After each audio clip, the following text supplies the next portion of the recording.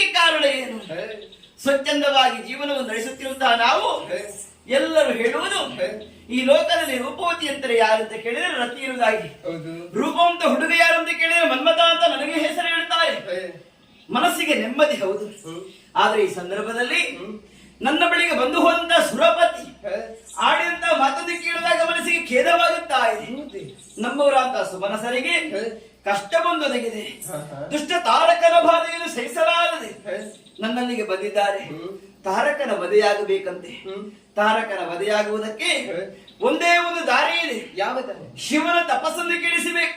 ಮನ್ಮತಾತ ಕೇಳಿಕೊಂಡಾಗ ಒಂದೊಮ್ಮೆಗೆ ಅವರಿಗೆ ಭರವಸೆಯ ಮಾತು ಕೊಟ್ಟಿದ್ದೇನೆ. ಸುರರನ್ನು ಪರಿಯುವುದಕ್ಕೆ ಬೇಕಾಗಿ ಶಿವನ ತಪಸ್ಸನ್ನು ಕೆಡಿಸುವುದಕ್ಕಾಗಿ ಹೊರಟು ನಿಂತ ನನ್ನನ್ನು ಕಳುಹಿಸಿಕೊಡುವೆ ಇರುತ್ತೆ.